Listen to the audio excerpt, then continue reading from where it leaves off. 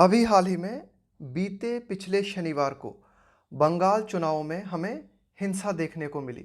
Firing की गई, जिस फायरिंग में जो है कुछ लोगों की मृत्यु हो गई। उसी से संबंधित है हमारा आज का एडिटोरियल रॉन्ग शॉट्स। कि भाई ये जो शॉट चलाए गए, ये जो फायरिंग की गई ना, ये एक तरीके से गलत थी, यानी कि हिंसा का होना ही गलत था। ECI election commission of India must take measures, कि भाई ईसीआई को जरूर कदम उठाने चाहिए ना, कुछ स्टेप्स लेने चाहिए टू प्रिवेंट वायलेंस, हिंसा को रोकने के लिए।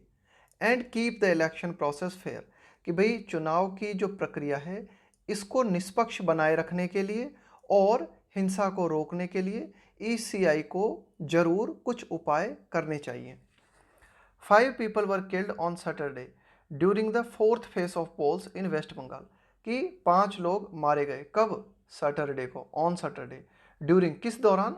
The fourth phase of polls in West Bengal, West Bengal में चौथे चरण का मतदान हो रहा था, उस दौरान ये हिंसा हुई और उस हिंसा में 5 लोग मारे गए। Where the first 3 phases were largely इवेंटलेस।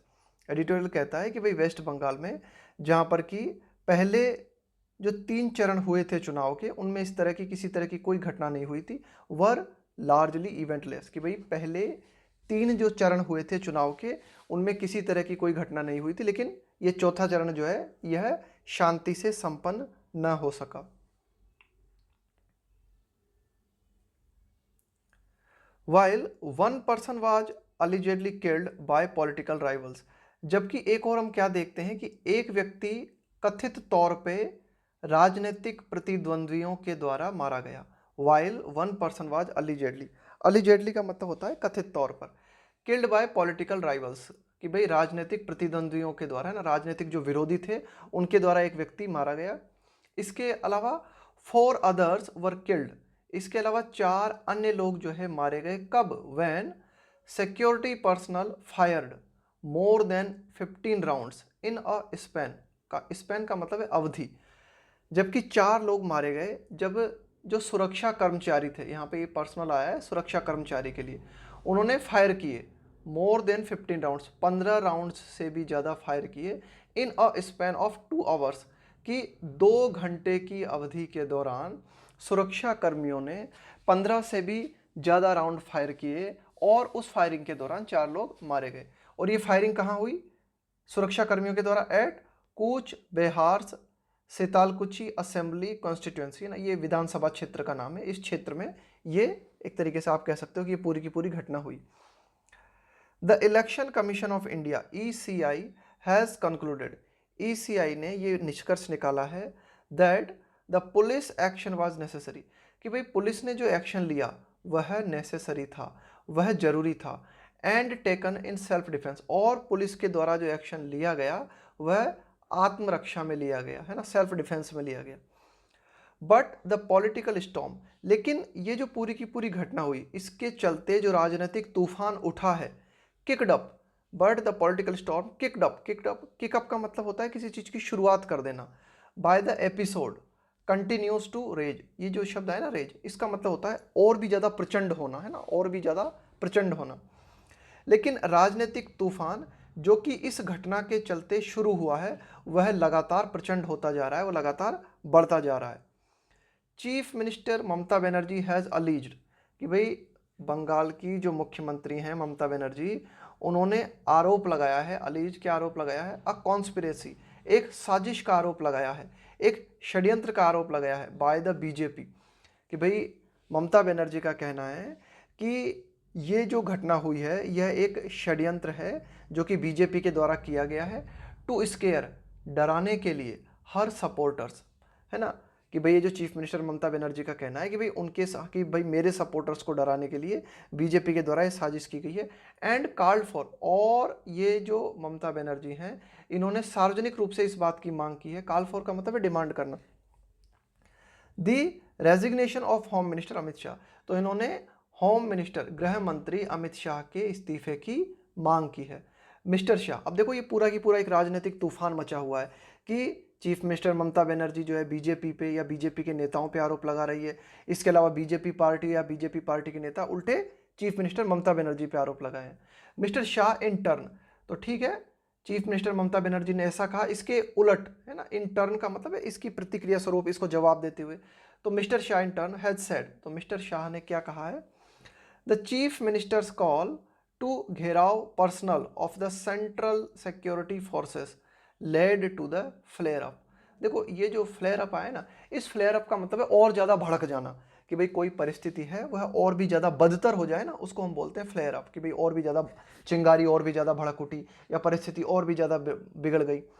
तो मिस्टर शाह ने इस बात को कहा है कि ये जो पश्चिम बंगाल की चीफ मिनिस्टर ममता बनर्जी हैं, इन्होंने इस बात के लिए मांग, इस बात को कहा कि इस बात की मांग की, इन्होंने घेराव करने को कहा कि ये जो पर्सनल का मतलब है कर्मचारी, कि भाई सेंट्रल सिक्योरिटी फोर्सेस, कि भाई जो केंद्रीय सुरक्षा बल थे, इनको घेराव करने के लिए चीफ मिनिस्टर ने कहा। तो ये घटना, उनका ये कहना कारण बना, लेड टू का मतलब है कारण बना, टू द फ्लेयर अप, कि भाई इसके चलते जब चीफ मिनिस्टर ने केंद्रीय सुरक्षा बलों को घेराव करने के लिए कहा, इसके चलते ये जो पूरा का पूरा इंसिडेंट था पूरी तरीके से और ज़्यादा भड़क गया, परिस्थिति और ज़्यादा बिगड़ गई, है ना, ये था कारण। The Trinamool Congress has alleged, कि भाई ये जो तृणमूल कांग्रेस है ना, ममता बनर्जी की जो पार्टी है, उन्होंने आरोप लगाया है that central forces are restricting it and helping the BJP in the campaign. Campaign का मतलब है यहाँ पे अभियान, चुनावी अभियान के लिए कहा गया है कि भाई तृणमूल कांग्रेस का आरोप है कि जो केंद्रीय बल है ना, सेंट्रल फोर्सेस हैं, वही जो भी केंद्रीय बल है, वे क्या कर रहे हैं, वे तृणमूल कांग्रेस को पर प्रतिबंध लगाने की कोशिश कर रहे हैं। रेस्ट्रिक्ट, किसी को रेस्ट्रिक्ट करने का मतलब होता है किसी को लिमिट करना, है ना, किसी को सीमित करना। And helping the BJP in the campaign, कि भाई इस चुनावी अभियान के दौरान ये जो केंद्रीय सुरक्षा बल हैं, ये तृणमूल कांग्रेस को सीमित करने की कोशिश कर रहे हैं और बीजेपी की हेल्प करने की कोशिश कर रहे हैं। इट इज़ अनक्लियर, यह बात स्पष्ट नहीं है, वेदर, कि क्या the force used to control the mob, कि भाई द फोर्स, कि भाई ये जो सुरक्षा बलों का प्रयोग किया गया टू कंट्रोल द मॉब, कि भीड़ को नियंत्रित करने के लिए जो सुरक्षा बल का प्रयोग किया गया, वाज प्रोपोर्शनेट एंड, भाई प्रोपोर्शनेट का मतलब होता है अनुपात में होना, कि भाई जितनी भीड़ थी क्या उसी अनुपात में सुरक्षा बलों का प्रयोग किया गया उस भीड़ को कंट्रोल करने के लिए, और जो मृत्युएं हमें देखने को मिली है ना, वर अवॉइडेबल, और क्या जो डेथ हुई क्या उन्हें टाला जा सकता था, were avoidable.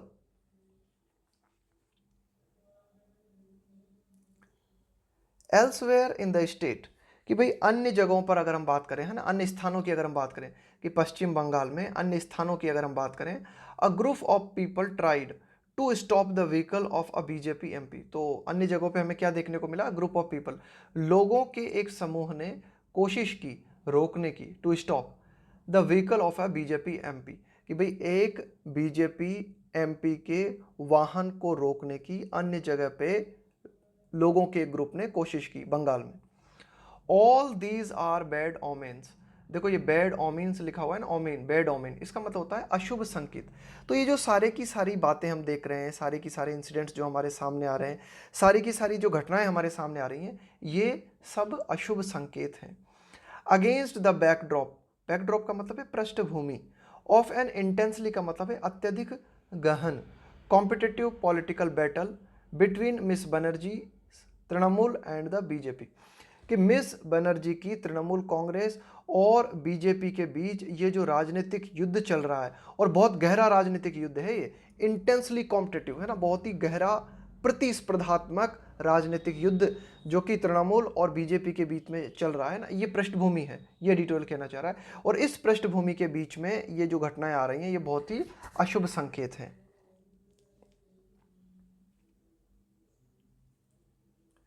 The ECI's role in Bengal has been called into question by opposition parties for various reasons. Various का मतलब है विविध कारणों के, कि भाई इलेक्शन कमीशन ऑफ इंडिया का जो रोल है, उसकी जो भूमिका है बंगाल में, has been called into questions, उस पर काफ़ी सारे सवाल उठाए गए हैं, है ना, उससे सवाल पूछे गए हैं बाय अपोजिशन पार्टीज, कि विपक्ष की जो पार्टीज हैं उन पार्टीज ने ईसीआई का जो रोल है बंगाल में उस पर सवाल उठाए हैं कई कारणों के चलते, फॉर वेरियस रीजंस।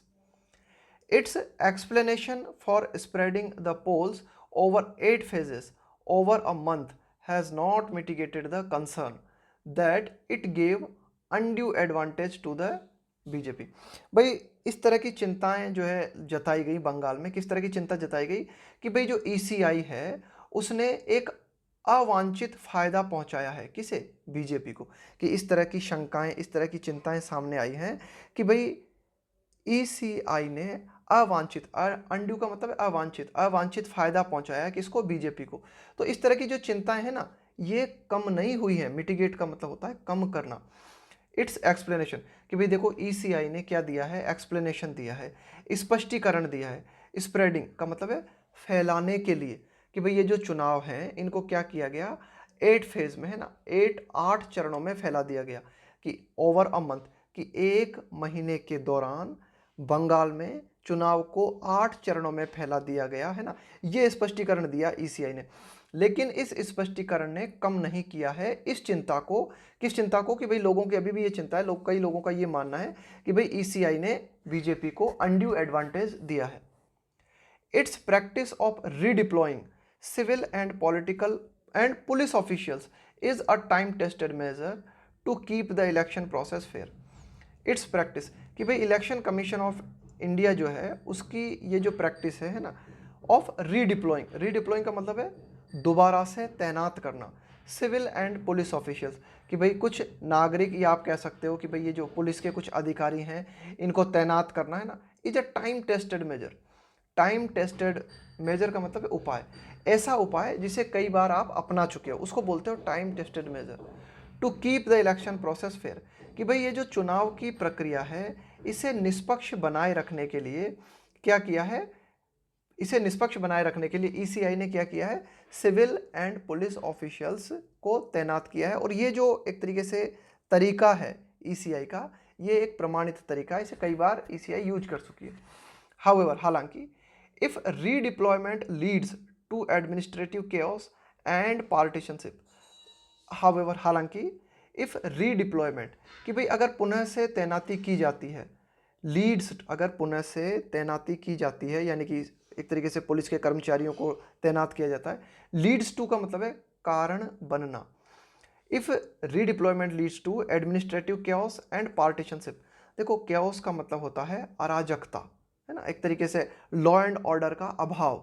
पार्टीशनशिप का मतलब होता है पक्षपात।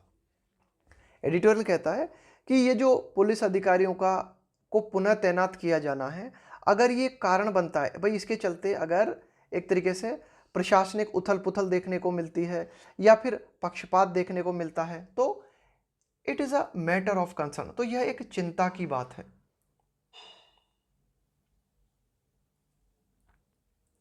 वाइल, जबकि the ECI has been proactive, देखो प्रोएक्टिव होने का मतलब होता है किसी काम में एक तरीके से अगुवा होना, किसी काम को बहुत ही जबरदस्त तरीके से सपोर्ट करना, आगे आके सपोर्ट करना। तो ईसीआई जो है वो प्रोएक्टिव रही है in acting on, act on का मतलब है एक्शन लेना, चार्जेस का मतलब है आरोप, of religious appeals made by Trinamool leaders including miss Banerjee. कि भाई तृणमूल लीडर्स है ना, उसमें आप जो है मिस बनर्जी को भी शामिल कर लो। अगर इन लोगों के द्वारा किसी भी तरह की धार्मिक अपील चुनाव के दौरान की गई, तो इस तरह के जो आरोप लगे ना इन नेताओं पे, तो इन पर एक्शन लेने में ईसीआई ने बहुत ही ज़्यादा तत्परता दिखाई। सच अलैक्रिटी, अलैक्रिटी का मतलब होता है तत्परता, है ना, तत्परता। Such alacrity has been missing in its dealing, deal with का मतलब होता है निपटना, विथ द बीजेपी। एडिटोरियल कहता है कि अगर इसी तरह के चार्ज, अगर इसी तरह के आरोप बीजेपी पे लगे, तो उसको डील करने में इलेक्शन कमीशन ऑफ इंडिया ने वैसी तत्परता नहीं दिखाई। देखो इस लाइन में एडिटोरियल कहना चाह रहा है। जबकि एक और तो हम ये देखते हैं कि अगर तृणमूल के लीडर्स है ना, जिनमें ममता बनर्जी भी शामिल हैं, इन्होंने चुनाव अभियान के दौरान अगर किसी तरह की कोई रिलीजियस अपील्स की, इस तरह के आरोप अगर इन नेताओं के ऊपर लगे, तो ईसीआई ने तुरंत एक्शन लिया। जबकि अगर बीजेपी नेताओं के खिलाफ इस तरह के एक्शन लगे, इस तरह के आरोप लगे, तो वह तत्परता ईसीआई ने नहीं दिखाई जो कि दिखानी चाहिए थी। BJP leaders have made brazen, brazen का मतलब है बेशर्मी पूर्ण, कम्युनल अपील का मतलब है सांप्रदायिक अपील। BJP leaders have made brazen communal appeals and gone scot free. देखो गेट स्कॉट फ्री का मतलब होता है अपराध करके दंड से बच निकलना। एडिटोरियल कहता है कि भाई बीजेपी के कई नेता हैं, उन्होंने क्या किया, कई बेशर्मीपूर्ण सांप्रदायिक टिप्पणियां की चुनाव अभियानों के दौरान, इस तरह की अपील की, और ये एक तरीके से क्या था, एक तरीके से ये एक तरीके से ये दंड था, है ना, एक तरीके से ये क्या था, अपराध था, और वे अपराध करने के बाद भी दंड से बच निकले। यानी कि उन्होंने कम्युनल अपील भी की और उनके खिलाफ ईसीआई के द्वारा कोई एक्शन भी नहीं लिया गया। ECI advertisements that invoke the sacrifices of security personnel amounted to, amount to का मतलब होता है equal to, बराबर होना, the commission overstepping its strictly a political role। देखो ECI ने इस बात को एडवर्टाइज किया है, इस बात को प्रचारित किया है, दैट इन्वॉक्ड, कि भाई ECI का एडवर्टाइजमेंट है ना, ECI ने क्या किया, प्रचार किया। किस बात का प्रचार किया? देखो यहाँ पे ये जो शब्द आया ना इन्वॉक, यहाँ पे इन्वॉक का मतलब है किसी चीज को रिमेंबर करना, है ना, किसी चीज को लोगों के सामने पेश करना, है ना, इस चीज का सहारा लेना। Invoked the sacrifices of security personnel, कि भाई जो सुरक्षा कर्मियों की जान जो चली गई है ना, तो सुरक्षा कर्मियों का जो त्याग था, है ना, उसको प्रस्तुत किया इलेक्शन कमीशन ऑफ इंडिया ने, या उसको याद किया। तो इलेक्शन कमीशन ऑफ इंडिया के द्वारा ऐसा किया जाना, ये क्या है, अमाउंटेड टू, ये इक्वल है, किस चीज के इक्वल है, द कमीशन ओवर स्टेपिंग, कि भाई कमीशन जो है, इलेक्शन कमीशन ऑफ इंडिया, वो है ओवर स्टेप। ओवर स्टेप का मतलब है जो आपकी लिमिट है उसको क्रॉस कर जाना और आगे बढ़ जाना। इट्स स्ट्रिक्टली का मतलब होता है सख्त, अ पॉलिटिकल रोल, कि भाई इलेक्शन कमीशन ऑफ इंडिया जो है उसका रोल हमेशा गैर राजनीतिक रहता है। तो इस गैर राजनीतिक रोल को लांघने की कोशिश की ECI ने, जब ECI ने सुरक्षा कर्मियों का जो बलिदान है उसको दिखाने की कोशिश की, उसको एडवर्टाइज करने की कोशिश की। The personal role of the prime minister in a state election has made the task of ECI much more difficult, कि प्राइम मिनिस्टर, है ना, कि प्राइम मिनिस्टर नरेंद्र मोदी का जो व्यक्तिगत रोल है ना, इन अ स्टेट इलेक्शन, है ना, यहाँ बंगाल की बात की जा रही है, has made the task of the ECI much more difficult. उसके चलते क्या हुआ है, ECI का जो काम है वह और भी ज़्यादा डिफिकल्ट हो गया है। And it has not risen up to the challenge, और ये जो चुनौती ECI के सामने प्रस्तुत हुई है, देखो rise up to the occasion, देखो rise up to the occasion का मतलब, या rise up to the challenge का मतलब होता है कि भाई जो चुनौती आपके सामने आई है ना, उससे टक्कर लेना, उसके सामने खड़े होना। तो यही एडिटोरियल कहना चाहता है कि भाई बंगाल में जो चुनाव हो रहे हैं उनमें प्राइम मिनिस्टर का भी जो है व्यक्तिगत रोल है। इसके चलते क्या हुआ है, ECI के सामने और भी बड़ा चैलेंज खड़ा हो गया है। Miss Banerjee may have gone over the top in trolling the ECI, कि हो सकता है ऐसा हुआ हो।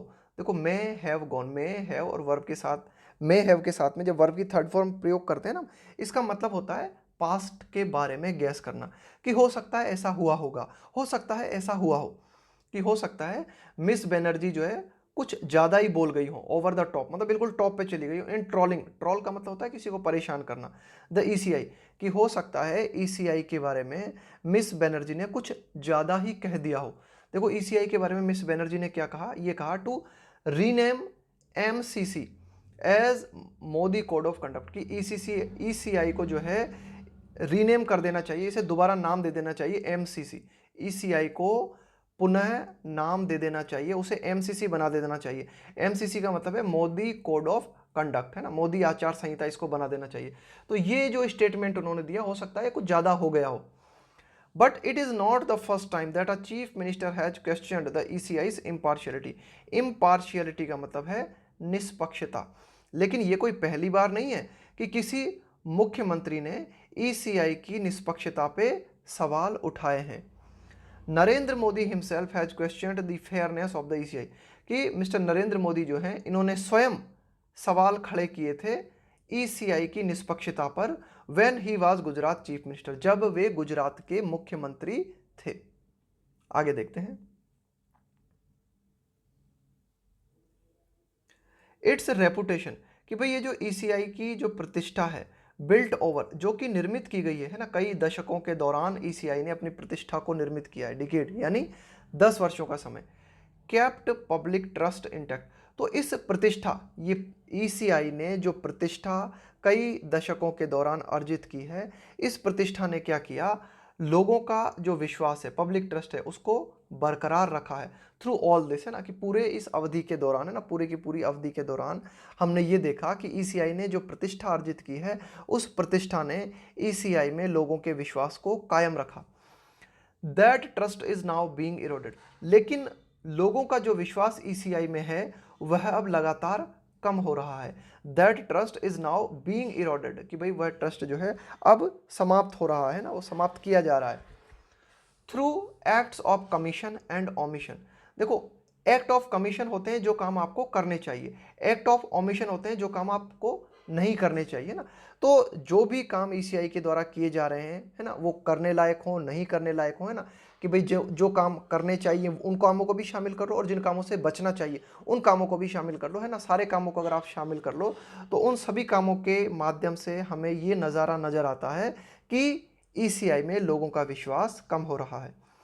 देर are 4 more phases of polling in Bengal, कि भाई अभी भी बंगाल में 4 और मतदान के चरण हैं। And the ECI must take measures, और इलेक्शन कमीशन ऑफ इंडिया जो है उसे जरूर जो है उपाय अपनाने चाहिए टू प्रिवेंट वायलेंस, हिंसा को रोकने के लिए, and keep the process fair and enabling for voters. और ईसीआई को कोशिश करनी चाहिए कि जो पूरी की पूरी प्रक्रिया है वह निष्पक्ष बनी रहे, है ना, और एंड इनेबलिंग फॉर वोटर्स, और जो ज़्यादा से ज़्यादा मतदाता हैं वे सक्षम बने, है ना, इनेबलिंग फॉर वोटर्स। भाई एडिटोरियल कहता है कि भाई ईसीआई को बाकी जो 4 चरण बचे हुए हैं उन दौरान ईसीआई को स्टेप्स लेने चाहिए कि हिंसा को रोका जा सके और पूरी की पूरी प्रक्रिया जो है निष्पक्ष बनी रहे और मतदाता जो हैं वोटिंग के लिए प्रोत्साहित हों। तो ये था हमारा आज का फर्स्ट एडिटोरियल। सेकेंड एडिटोरियल को देखते हैं। सेकेंड एडिटोरियल किस बारे में है? Enforcing claim. एनफोर्स का मतलब होता है जबरदस्ती, एक तरीके से आप कह सकते हो कि एनफोर्स करने का मतलब है जबरदस्ती लागू करना। क्लेम का मतलब है दावा। यहाँ पे क्या हुआ है कि अमेरिका जो है, उस अमेरिका ने क्या किया है, भारत का जो समुद्र तटीय क्षेत्र है ना, समुद्र से जुड़ा हुआ जो क्षेत्र है, उस क्षेत्र पे कई जगह पे दावा जताया है। उसी के संबंध में पूरा की पूरा एडिटोरियल है। देखो, India will have to deal with, deal with का मतलब होता है सामना करना, हैंडल करना, टेकल करना, निपटना। Deal with the open challenge that the US has pause. देखो, पॉज का मतलब होता है किसी डिफिकल्ट समस्या को खड़े कर देना। To its maritime claims, claims का मतलब है दावे, मैरीटाइम का मतलब है समुद्र से संबंधित, समुद्र से जुड़ा हुआ। तो एडिटोरियल कहता है कि भारत को डील करना होगा, भारत को निपटना होगा। एक खुली चुनौती भारत के सामने खड़ी कर दी है अमेरिका ने कि भाई भारत को अमेरिका के द्वारा खड़ी की गई खुली चुनौती का सामना करना होगा। और ये चुनौती किससे संबंधित है? ये चुनौती संबंधित है जो समुद्री क्षेत्र के दावे को लेकर, यानी कि अमेरिका ने भारत से संबंधित जो समुद्री क्षेत्र है उस समुद्री क्षेत्र पर कहीं कहीं जगह अपने दावे को जताया है। तो अब इस पूरी समस्या से, ये समस्या जो है ना एक बहुत ही डिफिकल्ट समस्या है, इससे भारत को निपटना होगा।